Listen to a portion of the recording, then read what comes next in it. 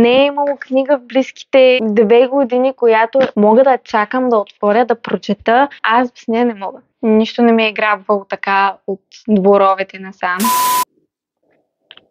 Сега вече съм готова.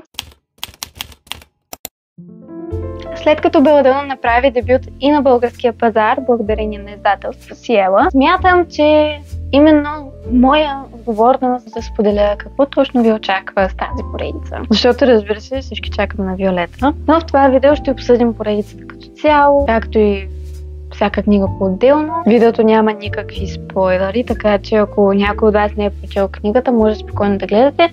А ако сте прочели книгата, може да ви е интересно и на мен би ми било интересно да чуя какво вие мислите за книгите. Направила съм си чай. Сега е времето вие да спрете видеото на пауза и да си направите кафе и чай, в зависимост от кое време на деня го гледате. Това е чай от този чай с смокини ашваганда, любимия ми чай на Twinings Soulful Blend. Разбира се, е тематично в лилава чаша, защото поддържам духа на поредицата, но също така Виолета. Така, тези книги Беладона, за какво става дума? Това е поредица, в която не сме сигурни още точно колко книги ще бъдат включени. Имаме една завършена трилогия, Беладона, Foxglove, Wisteria и очакваме една новела, Холи, през октомври 2025. Като мисля, че те бутнаха напред датата за издаване. Трябваше да бъде ноември, обаче всеки, който е прочел книгите, знае, че търпение за толкова време няма. Дай ми го сега. И този тренд сме го виждали с една друга авторка, Сара Джей Маас. Тя така раздели двете трилогии на дворовете, новелата Двор с креш и светлина. Двете трилогии, двете обещани трилогии, защото в момента имаме само една. Първата книга на втората трилогия, както и да е. Да, по същия начин очакваме, или по-скоро аз очаквам Аделин Грейс да постъпи, защото още един аргумент към това е. Последната книга се появяват, споменават герои, които според мен имат много потенциал и според мен Грейс ще разкаже тяхната история в следващата трилогия след Холи. Така че светът на Аделин Грейс, дали ще стигне до България с тази поредица или не, той ще продължи. Аз съм вярващ човек, защото наистина поредицата ми хареса. Нищо не ме е грабвало така от дворовете насам, дори четвърто крило. И това е нещо, което също мисля, че е много важно да се каже. Не съм сигурна колко преводът ще достигне сърцата на читателите в България, защото съм имала лош опит с някои преводи в България. Мисля, че просто в българския пазар, особено когато се бърза да се издадат тези нови идващи заглавия толкова бързо и да се задоволи масовото търсене. Понякога енергията, която тези книги заслужават, не им е отдадена. Следователно, аз не мога да коментирам преводът на Беладона, защото съм ги чела в оригинал. Затова мисля, че има възможност моето мнение върху тези книги да не бъде споделено. Просто защото може заради преводът ефектът на стила на писане или на историята да се загуби. А може и да се бъркаме да е много красноречив и да направи книгата още по-специална, защото това ми се е случвало също на английски да чета книга и да не ми допадне толкова, но на български превода да ме грамне повече, просто защото много повече от случаите нашия език е много по-красив, много по-богат. Както казах, зависи колко енергия е отдадена на този превод. Без да се мотая повече, започваме с Беладона. Беладона е растение, което расте в България, по него има по склоновете на планините. Това растение може да се използва при лечение. Сте запознати с хомеопатия. Беладона може да се приема като хомеопатично лекарство. И този елемент го има в книгата, където споменават тези билкови методи по естествените природни начини да се лекуваш и как на това се гледа като на вещерство. Не съм много сигурна дали е така и в България, поне на Запад. Така се разглеждат нещата, но в България е малко по-източен народ, така че има. Но да поговорим за тази книга. Това е, между другото, това издание ми харесва много повече от американското издание.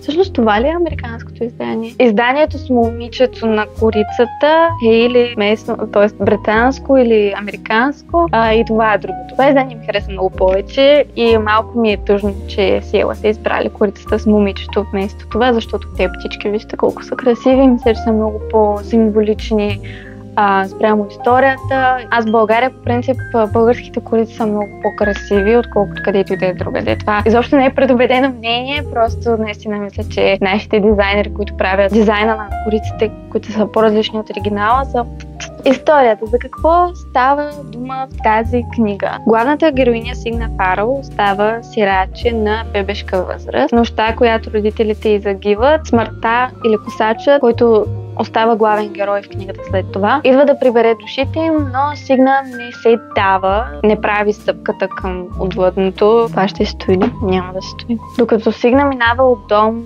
в дом при роднини, които да я гледат, защото е непълнолетна, не може да се грижи за себе си. Тя изследва това чувство на ръба на живота и смъртта, чрез боровинките на растението беладона. И оттам идва заглавието. Защото боровинките на беладона или беладона, всъщност аз не знам дали самото растение и цвете, както и да е. Боровинките са отрова, не ги яш. И не само, че по този начин тя има възможност да се срещне с косача, защото когато е на ръба между живота си и смъртта, тя изпада в това състояние на човек, който е готов да мине отвъдното, но и установява, че в това състояние нейният допир е толкова смъртоносен, колкото и на косачът, което и до някъде обяснява защо тя минава от дом в дом. Роднините малко по малко започват един по един да загиват. Но истинската история започва, когато Сигна пристига в поредния дом на братовчетка си Блайт.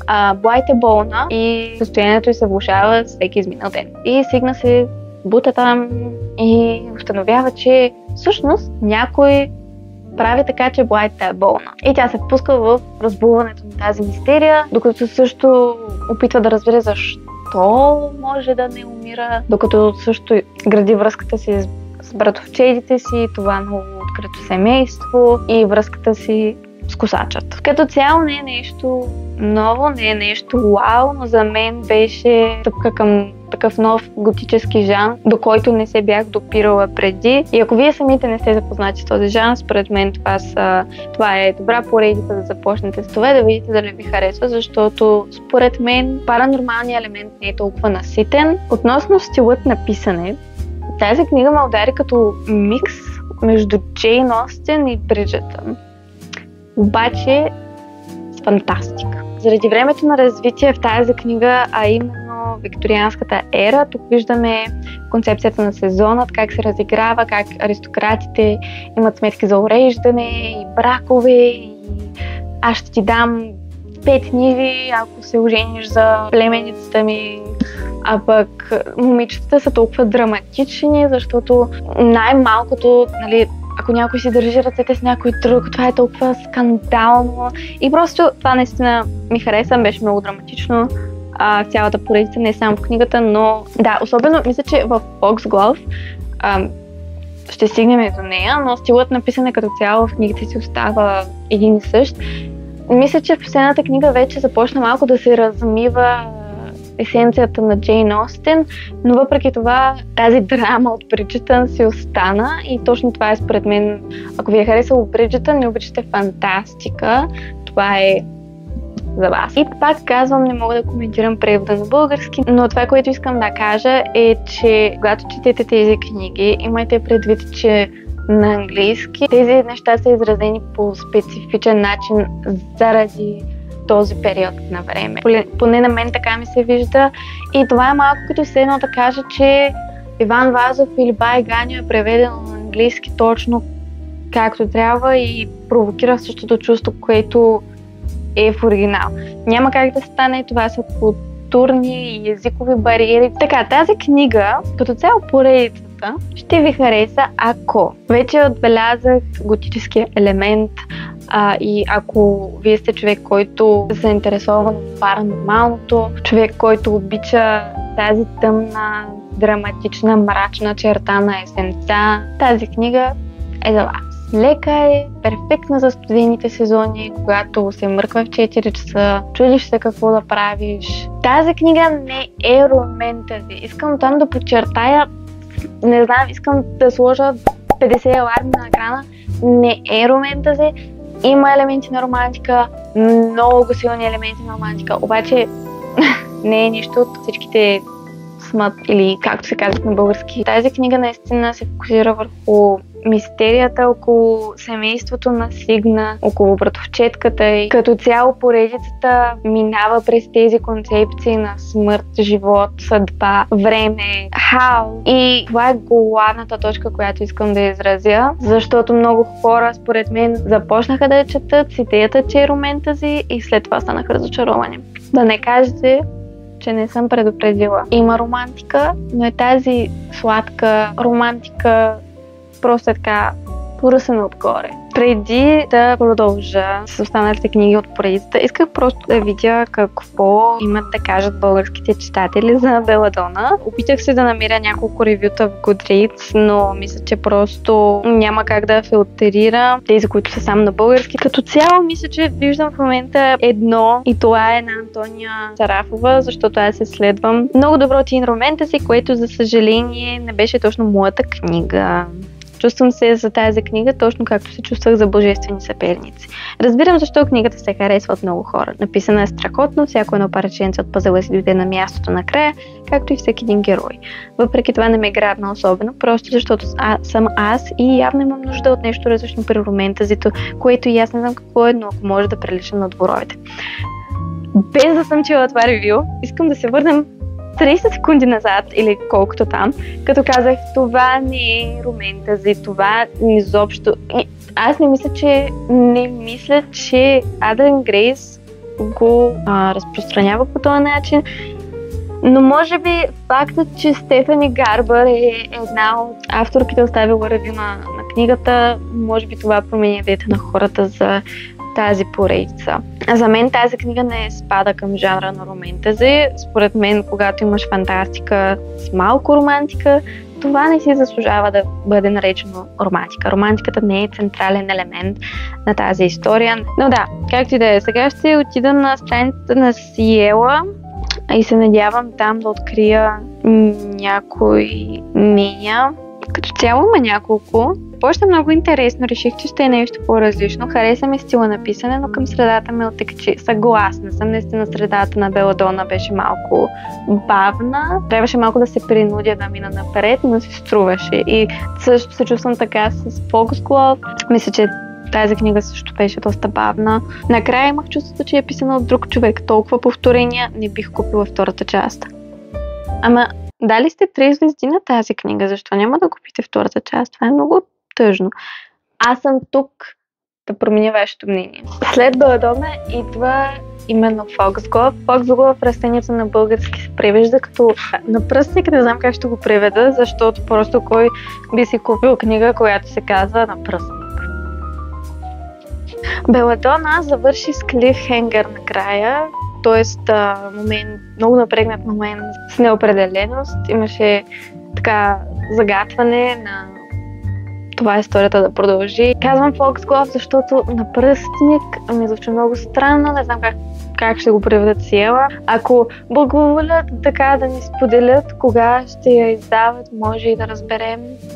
И тук се запознаваме с един герой, а именно съдбата, или по-скоро Fate. Мисля, че ми е много странно да казвам съдбата, защото съдбата на български е женски род, а героя на съдбата е изобразен като мъж. Тази съдба или този Fate е причината за тези напрегнати събития на края на Беладона, които стават повод за сюжета на Foxglove. Съдбата и животът някога са имали брак, но живота, т.е. съпругата на съдбата почива. За разлика от смъртта и съдбата, живота е изобразена като жена, но тази жена, пак за разлика от тези двама герои, не е безсмъртна. Смъртна е. Това не е правилно. Фейт идва обратно да търси съпругата си. И това, което е интересно за героят на Фейт е, че през призмата на Грейс, съдбата работи последния процес. Той тече тъпет за всяка душа на Земята, на Вселената и така предначертава историята на тази душа. Но когато среща сребърните конци в тъпета на Сигна, които отказват да се подчинят на неговите игли, той разбира, че има нещо нередно и това е нещо специално и затова си мисли, че Сигна е неговата преродила се съпруга. И защото нали, това не е достатъчно интересно. Фейт е също брат на Косача. Казах, че това видео няма да има никакви спойлери. Обаче мисля, че вече е очевидно, че за романтиката в тази поредица ставаше дума за романтиката между Косачът и Сигна. Така че се надявам да сте стигнали до тази част от книгата, но както и да е. Това е интересно, защото те двамата са братя и се получава един любовен триъгълник като дневниците на вампирите. Тази книга подлага на изпитание любовта между Сигна и смъртта, а в същото време Блайт е вглъбена още повече в това да защити семейството си и тези, които обича. И мисля, че е много хубаво да видим нейното развитие. Като цяло героите на Грейс са нещо, което ме грабнаха в тези книги и получаваме също така в тази книга перспектива на Блайт, т.е. има много глави, които са написани от нейната гледна точка, докато в Беладона беше само гледната точка на Сигна. Да, it's giving Vampire Diaries, обаче не точно. Няма да обсъдя точно детайлите на тази книга, защото смятам, че това си остава за вас, но ако се прояви интерес към видеото и е интересно чуете какво мисля по-подробно, след като вече сте прочели подписата, може да си позволя да направя такова видео. Да, тази книга, значи на Беладона я дадох 4 звезди, на тази също и дадох 4 звезди, защото според мен са еднакво добри, но тази малко като че ли беше като пълнеш между двете, така че ако трябва да ги наредя трите по ред, тази би била на трето място, след това Беладона и на първо място е тази прекрасна. Не знам, аз не знам как да го обясня. Аз съм просто толкова безмълвна, когато става дума за Уистерия, защото не е имало книга в близките 2 години, която е така да не мога да чакам да отворя, да прочета. Книгата може да си стои на рафта без мен, аз без нея не мога. Дори да не ви хареса втората книга, абсолютно задължителна и без да приемам никаква друга гледна точка, трябва да я прочетете, за да може да прочетете това. Уистерия на български се превежда глициния. Звучи като глист. Не знам дали това е единствената дума за това растение, което има на български. Само спомена, че това издание също на книгата има страхотни илюстрации и няма да ви покажа другата, но както вече става ясно, Блайт е доста така преобладаващия герой в тази книга и много ми харесва тази смяна на фокуса, защото започваме с Беладона, където Сигна е главният ни фокус, след това Фоксглов, където виждаме малко и от двете и след това в Уистерия получаваме повече от перспективата на Блайт. Помня, че като излизаше тази книга, когато трябваше да я получа, защото я бях поръчала предварително, тогава бях на семейна почивка и нямах търпение да се приберем от тази семейна почивка, за да мога да си отворя пакета с книгата и да я започна. И даже ми беше страх на началото, защото си казах какво, ако започна да я чета и малко се разочаровам, защото примерно с Беладона в средата беше малко забавено, както и едно от мненията, които прочетох. И да, но не, остана си това вълнение, си остана през цялото време и аз наистина бях приятно изненадана. Плакала съм, смяла съм се, напълно не съжалявам, че трябваше да прочета 3 книги, за да изпитам това. Мисля, че същото можем да кажем и за Дворовете, защото първата книга беше малко уме и без първата книга нямаше да можем да стигнем до втората и нямаше да можем да я оценим толкова добре. Така че всяка трилогия, има си причина да е трилогия. Тази история не може да се разкаже в една книга, не може да се разкаже в един роман. Да, факт е, че когато пишеш трилогия, не е казано, че трябва да имаш 2 лоши книги и една добра накрая, че да го завършиш така с черешка на тортата. Обаче аз мисля, че наслагването или така билдъпа към този момент на Уистерия беше наистина добре направен. И много силно ви препоръчвам да я прочетете, ако си я издаде. Надявам се да я издадат, защото все пак видях, че някои от вас не са много сигурни дали ще прочетат втората книга. И дори да не я издадат, ако можете да прочетете на английски или на какъвто и да е друг език, на който има преведен, препоръчвам. Наистина, силно. Обаче първо трябва да прочетете Фоксглов. Иначе няма да може да оцените глицинията. Благодаря, че гледахте това видео. Надявам се да ви е било интересно, да сте научили нещо повече за поредицата, ако сте се чудили дали да я четете. Разбира се, голям плюс е факта, че като си ги наредя на библиотечката, изглеждат прелесно. Откъде ще го пише? Вижте, completely addictive. Със сигурност би ми било интересно да чуя вашето мнение за поредицата. Очаквам с нетърпение Сиела да ни зарадват съвсем скоро. Hello. Hello! Trouble with Chinese. Don't hold your breath. It could be another hour.